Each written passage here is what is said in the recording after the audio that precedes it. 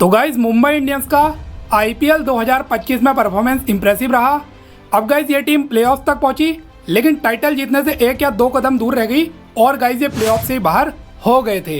अब वैसे तो गाइज ओवरऑल इनका स्क्वाड ऑलमोस्ट परफेक्ट है, बट स्टिल गाइज कुछ एरियाज हैं जहां पे हल्का और इम्प्रूवमेंट इनकी स्क्वाड में अगले ऑक्शन में हो सकता है। तो ऐसे में गाइज इस वीडियो में हम इसी टॉपिक पे बात करेंगे कि अगले वाले ऑक्शन में अगर एमआई को और ज़्यादा इंप्रूवमेंट करनी है अपनी स्क्वाड में, तो उनको कौन से प्लेयर्स वो टारगेट करने हैं और कौन कौन से स्क्वाड के ऐसे एरिया है जहाँ पे इंप्रूवमेंट कर सकते हैं। तो गाइज सभी चीज़ों के बारे में डिटेल में डिस्कस करते हैं, तो ये वीडियो एंड तक जरूर देखिए और ऐसी वीडियोस के लिए आप चैनल भी सब्सक्राइब कर सकते हो। अब गाइज सबसे पहले तो हम ये देख लेते हैं कि एमआई किन किन प्लेयर्स को रिलीज करेगी, क्योंकि गाइज अगर अगले ऑक्शन के लिए आपको एक डिसेंट पर्स बजट चाहिए तो आपको कुछ अंडर परफॉर्मिंग प्लेयर को रिलीज करना होगा, जिनको रिलीज करके पर्स बजट आएगा। तो यहाँ पे गाइज मुझे जहाँ तक लगता है कि रीच टॉप लीग का रिलीज होना लगभग कंफर्म है, क्योंकि आपने लास्ट में जाके एक मैच उनको खिलाया, पूरा सीजन वो बेंच में बैठ रहे और बहुत ज़्यादा कंट्रीब्यूट नहीं कर पाए। उनके अलावा लिजार्ड विलियम का भी गाइज मुझे लग रहा है अभी रिलीज होंगे, क्योंकि एमआई ने इनको ऑक्शन में साइन किया था, लेकिन आईपीएल स्टार्ट होने के ठीक पहले गाइज ये पूरे टूर्नामेंट से ही बाहर हो गए थे और मुझे लगता है गाइज ओवरसीज स्पॉट फ्री करने के लिए इनको भी रिलीज करेंगे। रघु शर्मा एक बाद में रिप्लेसमेंट के तौर पे आए थे गाइज, मुझे लगता है ये भी रिलीज होंगे। राज अंगद बाबा का भी गाइज मुझे लग रहा है इनका भी रिलीज हो सकता है, क्योंकि राज अंगद बाबा को बीच में इन्होंने कुछ मैचेस खिलाए, लेकिन ये गाइज बहुत ज़्यादा up to the mark perform नहीं कर पाए थे। और गाइज देखे तो अल्लाह गजनफर भी रिलीज हो सकते हैं। अब गजनफर का भी वही हुआ जो लिजार्ड विलियम का हुआ था, इनको गाइज एक बड़े प्राइस में एमआई ने बाय किया था 4.8 सीआर के प्राइस में, और एक्सपेक्ट किया जा रहा था कि इस बार एमआई के मेन स्पिनर होंगे, लेकिन गाइज आईपीएल से ठीक पहले जो है अल्लाह गजनफर भी इंजरी की वजह से रूल आउट हो गए थे। और गाइज मुझे जहाँ तक अगर 4.8 सीआर एक बड़ा प्राइस है, तो मुझे लगता है इनको रिलीज करेंगे और इनके बदले जो पैसा बचेगा या तो इनको दोबारा से कम प्राइस में लेंगे या एमआई जो है किसी दूसरे स्पिनर की तरफ जा सकती है। और देखें तो गाइज मुझे लग रहा है मुजीबुर रहमान भी रिलीज होंगे, जो गजनफर की रिप्लेसमेंट के तौर पे एमआई में आए थे और शुरुआत के मैच खिलाए, उसके बाद गाइज ये पूरा बेंच में बैठ रहे। 2 सीआर का बेस प्राइस है, तो मुझे लगता है मुजीब भी रिलीज हो सकते हैं। बाकी गाइज इन सब रिलीजेस के बाद भी मुझे लग रहा है कि एक बड़ा प्लेयर तो डेफिनेटली रिलीज होगा, क्योंकि कोई ना कोई आपको बड़ा अंडर परफॉर्मिंग प्लेयर रिलीज करना होगा अगर बड़ा ऑक्शन पड़े। तो मुझे लगता है गाइज दीपक चहर रिलीज होने वाले हैं, क्योंकि एक तो एक बड़े प्राइस 9.25 सीआर के प्राइस में एमआई ने इनको बाय किया और गाइज ये सिर्फ 11 ही विकेट चटका पाए थे, यानी कि उस लेवल का आउटपुट नहीं दे पाए जितना इनका बेस प्राइस था। तो मुझे ऐसा लगता है गाइज दीपक चहर को रिलीज कर देंगे, क्योंकि 9.25 सीआर फ्री होंगे। उससे गाइज या तो आप किसी दूसरे इंडियन पावर प्ले के बॉलर को साइन कर सकते हो, या आप दीपक चहर को ही वापस से कम प्राइस में साइन कर सकते हो। और दूसरा आप जानते हैं चहर के इंजरी इश्यूज भी रहते हैं, इस वजह से गाइज मुझे लग रहा है जो बड़ा प्लेयर एमआई रिलीज करेगी वो हो सकते हैं दीपक चहर। बाकी गाइज विल जैक्स का भी सीजन जो है ओके रहा, लेकिन मुझे जहां तक लगता है विल जैक्स एक यूटिलिटी प्लेयर है, तो मुझे लगता है मे बी विल जैक्स को यहाँ पे एक और मौका मिलेगा, शायद उनको रिलीज ना किया जाए। तो गाइज ये जो मैंने 7-8 प्लेयर्स बताए, अगर इन सभी प्लेयर को एमआई रिलीज कर देती है तो लगभग 17 से 18 सीआर का उनके पास पर्स बजट फ्री हो जाएगा। फिर गाइज थोड़ा बहुत बीसीसीआई से मिलेगा, तो वही लगभग 23 से 25 सीआर के जो है पर्स बजट के साथ एमआई ऑक्शन में जा सकती है, जो कि एक डिसेंट पर्स बजट है। अब गाइज हम ये जान लेते हैं कि एमआई को अपनी स्क्वाड के किन किन एरियाज को स्ट्रेंथन करने की जरूरत है। तो गाइज मुझे लग रहा है सबसे पहले तो एमआई को एक ओपनर की जरूरत है, जो डिस्ट्रक्टिव ओपनर हो, तेजी से शुरुआत दिलाए, क्योंकि इस बार शुरुआत के मैचेस में दोनों ही गाइज रिकल्टन और Rohit up to the mark नहीं कर पाते थे। बाद में गाइज वो अपनी टॉप फॉर्म में आ गए थे, लेकिन शुरुआत में खास तौर पे रिकल्टन ने स्ट्रगल किया था। तो मुझे ऐसा लगता है रिकल्टन को कंपटीशन देने के लिए मे भी किसी डिस्ट्रक्टिव ओवरसीज जो है ओपनर के पीछे एमआई जा सकती है। दूसरा गाइज मुझे लगता है इनको एक सॉलिड मिडिल ऑर्डर बैट्समैन की जरूरत है, क्योंकि इस बार नमन धीर का परफॉर्मेंस मिडिल ऑर्डर में बहुत अच्छा रहा था, उन्होंने मैचेस फिनिश भी किए। हार्दिक गाइज थोड़ी उनकी फॉर्म ऊपर नीचे थी, उस टॉप लेवल में वो परफॉर्म नहीं कर पाए थे जो हार्दिक को हम जनरली जानते हैं। तो मुझे जहां तक लगता है गाइज एक ओवरसीज फिनिशर या सॉलिड मिडिल ऑर्डर के पावर हिटर के पीछे भी एमआई जा सकती है। और गाइज आपने देखा होगा जब आईपीएल दोबारा से रिज्यूम हुआ था बीच में जब ब्रेक के बाद, उसके बाद गाइज आपने देखा होगा कि एमआई असलंका को लाई थी एज रिप्लेसमेंट बाई, तो वहां पे गाइज एमआई ने वो एरिया जो है middle order lower middle order वाला उसको स्ट्रेंथन करने की कोशिश भी की थी। अब अनफॉर्चुनेटली असलंका को जो है रिलीज करना पड़ेगा। तो गाइज मुझे ऐसा लगता है वो मिडिल ऑर्डर बैट्समैन या आप कह सकते हैं एक फिनिशर की भी एमआई को जरूरत है। तीसरा गाइज मुझे लगता है इनको एक पावर प्ले बॉलर की जरूरत होगी, जो कि इंडियन पेसर हो, क्योंकि अगर आप दीपक चहर को रिलीज करते हैं तो उनकी एक डायरेक्ट रिप्लेसमेंट की जरूरत होगी। और चौथा मुझे लगता है गाइज एमआई को एक क्वालिटी स्पिनर की भी जरूरत है, क्योंकि इस बार आप देखें स्पिनर इनके स्क्वाड में ठीक ठाक थे। सेंटनर ने ओके किया, विघ्नेश पुथुर डिसेंट थे, करण शर्मा डिसेंट थे, लेकिन गाइज कोई भी इनमें से बहुत कंसिस्टेंट नहीं था और बहुत टॉप क्वालिटी का स्पिनर नहीं था। तो मुझे ऐसा लगता है एमआई एक क्वालिटी स्पिनर के पीछे भी जाएगी, और इन सब के अलावा गाइज मुझे लगता है एमआई कुछ बैकअप्स भी लेगी। अब गाइज हम फाइनली आ जाते हैं टारगेटेड प्लेयर पे, और सबसे पहले गाइज हम बात करते हैं ओपनिंग स्पॉट के लिए एमआई किस प्लेयर को टारगेट कर सकती है। और मुझे लगता है गाइज यहाँ पे एमआई जो है ओवरसीज डिस्ट्रक्टिव ओपनर के पीछे जाएंगे, जो आपको विकेट कीपिंग ऑप्शन भी प्रोवाइड करे सिमिलर टू रिकल्टन, यानी कि आप रैन रिकल्टन को कंपटीशन देने के लिए किसी ओपनर को ले आएंगे। तो मुझे ऐसा लगता है गाइज वही नंबर 1 टारगेट इनका जॉनी बेस्टो ही हो सकते हैं। रीजन आपको बताइए गाइज, जॉनी बेस्टो अभी लास्ट के जो इनके नॉकआउट्स 2 मैचेस है उसमें एमआई का पार्ट थे, क्योंकि गाइज जब वॉर के बाद आईपीएल दोबारा से रिज्यूम हुआ तो एज रिप्लेसमेंट बाई जो है जॉनी बेस्टो को एमआई लाई थी और 2 मैचेस खेले और दोनों में ही गाइज उनका परफॉर्मेंस बहुत ज़्यादा इंप्रेसिव था। दोनों ही मैचेस में उन्होंने गाइज डिस्ट्रक्टिव पारियां खेली थी, प्लस गाइज वो विकेट कीपर भी अच्छे हैं। और रिकल्टन का जैसा मैंने कहा गाइज थोड़े से इनकंसिस्टेंट वो इस सीजन रहे थे, तो उनको कंपटीशन देने के लिए मे भी गाइज जो है एमआई सबसे पहले जॉनी बेस्टो के पीछे जा सकती है। ऑल्दो कुछ और टीम्स होंगी जिनको बेस्टो जैसे प्लेयर के पीछे जो जाएगी, बट मुझे ऐसा लगता है गाइज एमआई का एक की टारगेट हो सकता है ओपनिंग स्पॉट के लिए। और लगभग अगर ये 4-5 सीआर में एमआई को मिल जाते हैं तो एमआई के लिए एक बहुत अच्छी बाई ये होने वाले हैं।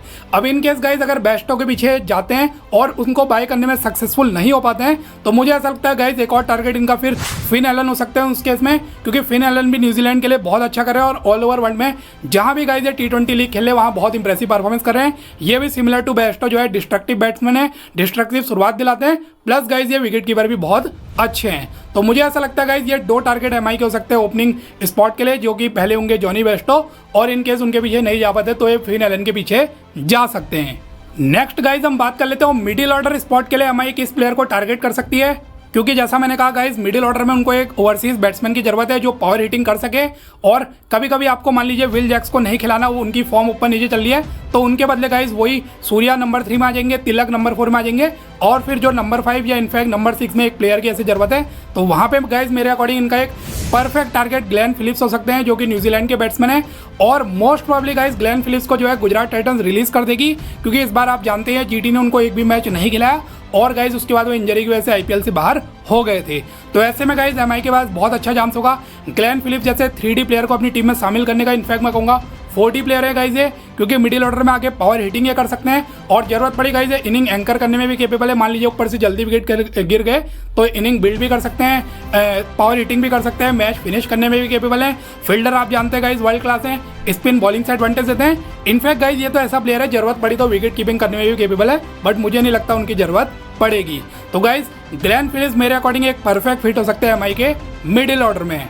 अब फिलिप्स के अलावा गाइस डेविड मिलर भी इनके लिए एक ऑप्शन हो सकता है। मिलर भी आप जानते हैं गाइस सॉलिड मिडिल ऑर्डर के बैट्समैन है जो फिनिशिंग अच्छी करते हैं, तो मे भी हो सकता है मिलर के पीछे भी जाए। बट मुझे लगता है गाइस इनके पीछे थोड़ा कंपटीशन ज़्यादा होगा और भी कुछ टीम्स होगी जो मिलर को टारगेट करेगी, तो मे भी गाइस मिलर थोड़े ऊपर आ सकते हैं, बट स्टिल मिलर के पीछे भी जा सकते हैं। सेम यही गाइस मैं ब्रेसवेल का नाम भी लेना चाहूँगा। ब्रेसवेल भी सॉलिड मिडिल ऑर्डर के बैट्समैन है, प्लस स्पिन बॉलिंग से भी एडवांटेज देते हैं। लेकिन गाइस ब्रेसवेल के पीछे भी बहुत कंपटीशन होने वाला है, बट स्टिल गाइस ब्रेसवेल भी इनका एक टारगेट हो सकता है अगर पहले 2 टारगेट के पीछे नहीं जाते। और ऑप्शंस में गाइस देखें तो मे भी असलंका को दोबारा बाय करने की कोशिश करे, आप एज रिप्लेसमेंट बाय उनको लाए, तो मे भी यहाँ पे कहीं ना कहीं इनके स्काउट्स की उन पे नजरें थी। तो ऐसा हो सकता है गाइस और चीपर अल्टरनेटिव चाहिए और कम प्राइस में आ जाएंगे, तो असलंका जैसा प्लेयर जो श्रीलंका के लिए गाइस मिडिल ऑर्डर में सॉलिड बल्लेबाजी करता है, उनको भी ये टारगेट कर सकते हैं। नेक्स्ट गाइज हम बात कर लेते हैं जो पेसर को एमआई टारगेट करेगी, जो कि मोस्ट प्रॉब्ली दीपक चहर की रिप्लेसमेंट हो सकते हैं। तो वहां पे गाइज मुझे लगता है इनका नंबर 1 टारगेट होंगे मोहम्मद शमी।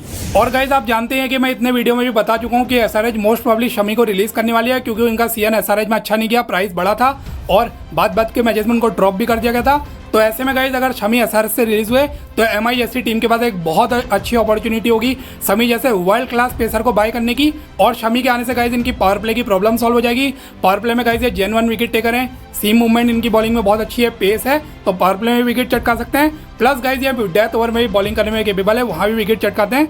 और फिर शमी आपके पास बुमराह है, शमी आ जाएंगे, हार्दिक है, ट्रेंट बोल्ट है, तो आपका जो पेस बॉलिंग अटैक है गाइज वो भी और ज़्यादा स्ट्रॉन्ग हो जाएगा। बस गाइज एक दिक्कत हल्की सी ये है कि एमआई के पास बजट थोड़ा लिमिटेड होगा और शमी के पीछे गाइज बहुत सी टीम जाएगी, तो मे भी थोड़े ज़्यादा प्राइस हो सकता है। बट स्टिल गाइज मुझे ऐसा लगता है इनका नंबर 1 टारगेट होने वाले हैं Mohammed Shami. In case guys Shami नहीं आते हैं और अगर एलएसजी मयंक यादव को रिलीज करती है तो मुझे ऐसा लगता है गाइज वो भी एक टारगेट हो सकते हैं। मयंक यादव भी एक गाइज टॉप क्लास बॉलर है, बस वही इंजरी इश्यूज उनके ना रहे, अगर वो फुली फिट रहते हैं और एलएसजी रिलीज करती है मान लीजिए, क्योंकि एलएसजी ने भी गाइज उन पर बहुत विश्वास जताया लेकिन वहाँ पे वो फुली फिट हो ही नहीं पा रहे हैं, तो ऐसे में गाइज एमआई के लिए एक टॉप टारगेट मयंक यादव भी हो सकते हैं। और अगर वो फुली फिट रह गए तो गाइज बहुत अच्छा वो सीजन दे सकते हैं। आप जानते हैं पेस बहुत अच्छी है उनके पास, बॉलिंग में पावर प्ले में अच्छी बॉलिंग करते हैं, डेथ ओवर में भी गाइज वो अच्छी बॉलिंग करते हैं और वेरिएशंस भी है बॉलिंग में। तो मुझे ऐसा लगता है गाइज इनके शमी के पीछे नहीं आते, मयंक यादव रिलीज होता है तो उनके पीछे भी जा सकते हैं। और देखें तो और टारगेट्स में गाइस थोड़े कम प्राइस में जो आएंगे उसमें शार्दुल ठाकुर एक और टारगेट हो सकते हैं, इनको भी मोस्ट प्रॉब्ली एलएसजी रिलीज कर सकती है। और गाइस आप जानते हैं ये भी पावर प्ले के अच्छे बॉलर है, स्विंग वगैरह अच्छी मिलती है और प्लस गाइस ये बैटिंग से भी एडवांटेज देते हैं और महाराष्ट्र के ही हैं तो मुंबई की कंडीशन की भी अच्छी खासी समझ होगी। उनके अलावा गाइस एक और चीपल अल्टरनेटिव में भी आकाश मडवाल हो सकते हैं। इन केस आरआर रिलीज करती है चांसेस थोड़े कम है, लेकिन अगर आरआर रिलीज करती है वापस से मडवाल को एमआई ले सकती है गाइस, क्योंकि आपको बताइए मडवाल पास्ट में एमआई के प्लेयर थे और खास तौर पे मुझे रोहित की कैप्टनसी वाला उनका सीएन याद आता है। वहां पे गाइस मडवाल ने जो है बहुत अच्छी बॉलिंग की थी और पावर प्ले में एमआई के लिए अच्छी बॉलिंग ये कर सकते हैं। तो मुझे ऐसा लगता है गाइस पेस बॉलिंग डिपार्टमेंट में ये जो मैंने प्लेयर्स बताए ये एमआई का टारगेट हो सकते हैं। नेक्स्ट गाइस हम बात करते हैं स्पिन डिपार्टमेंट में इनका कौन टॉप टारगेट हो सकते हैं, क्योंकि इनको एक क्वालिटी स्पिनर की जरूरत है। तो मुझे ऐसा लगता है गाइस सबसे पहले तो रवि बिश्नोई के पीछे आ सकते हैं, क्योंकि हाई पॉसिबिलिटी है एलएसजी रवि बिश्नोई को रिलीज करने वाली है। और गाइस ऑल्दो एलएसजी के लिए पिछले 2 सीजन बिश्नोई के एवरेज रहे, लेकिन आप जानते हैं एक टॉप क्लास स्पिनर है गाइस, ये पोटेंशियल बहुत है और जैसे जैसे टाइम बढ़ेगा और ज़्यादा इंप्रूव होते जाएंगे। तो मुझे ऐसा लगता है गाइस एमआई को एक क्वालिटी स्पिनर की जरूरत है, तो बिश्नोई गाइस वहाँ पे परफेक्टली फिट बैठते हैं। बट ये होगा कि गाइस थोड़ा कंपटीशन इन पे ज़्यादा होगा, कई टीम्स को एक क्वालिटी स्पिनर की जरूरत है, लेकिन गाइस अगर ठीक ठाक वही 6-7 सीआर के आसपास में बिश्नोई आ जाते हैं तो मुझे ऐसा लगता है गाइस एमआई के लिए एक टॉप लॉन्ग टर्म टारगेट हो सकते हैं। उनके अलावा गाइस राहुल चहर एक और टारगेट हो सकते हैं। एसआरएच हाई पॉसिबिलिटी है इनको रिलीज करने वाली है, एक भी मैच उन्होंने निकला है, एक मैच खेला था मुझे याद है उसमें भी एक ओवर डाला। तो राहुल चहर गाइस पास्ट में भी एमआई में खेल चुके हैं और जब ये एमआई के प्लेयर थे गाइस इनका एमआई में 1-2 सीजन मुझे याद है बहुत सक्सेसफुल भी रहे थे। और गाइस बिश्नोई तो थोड़े ज्यादा प्राइस के आएंगे, राहुल चहर के पीछे मुझे नहीं लगता बहुत कंपटीशन होगा, तो कम प्राइस में भाई से एक क्वालिटी स्पिनर जो है एमआई को मिल जाएगा। इन दोनों के अलावा गाइस और देखे तो मे भी अल्लाह गजनफर को दोबारा बाई कर सकते हैं, क्योंकि अगर आपने मिस्ट्री स्पिनर के तौर पे उनको साइन किया था, अब अनफॉर्चुनेट रहे इंजरी की वजह से बाहर हो गए, तो मुझे लगता है मे भी मैनेजमेंट एक और चांस देना चाहेगी। तो अगर उनका जो प्राइस था 4-4.5 सीआर उनको रिलीज करके अगर वो वापस से बेस प्राइस में मिल जाता है 1.5-2 सीआर में, तो गाइस वो बेनिफिशियल होगा। तो ऐसे में गाइस ऐसा भी हो सकता है ये वापस से मिस्ट्री स्पिनर अल्लाह गजनफर के पीछे भी जा सकते हैं। अब गाइस बाकी जो भी इसमें से थोड़ा बहुत बजट बचेगा मुझे लगता है उससे एमआई कुछ बैकअप्स लेने वाली है। तो गाइस ये थे वो प्लेयर जो मेरे अकॉर्डिंग एमआई जिनको टारगेट कर सकती है। अब आप अपने ओपिनियन जरूर कमेंट सेक्शन में दीजिए कि आपको क्या लगता है इनमें से कौन से प्लेयर को एमआई टारगेट करेगी, या कुछ दूसरे नाम आपको देने हैं वो भी आप कमेंट सेक्शन में बता सकते हो। और ऐसी वीडियोस के लिए आप चैनल भी सब्सक्राइब कर सकते हो।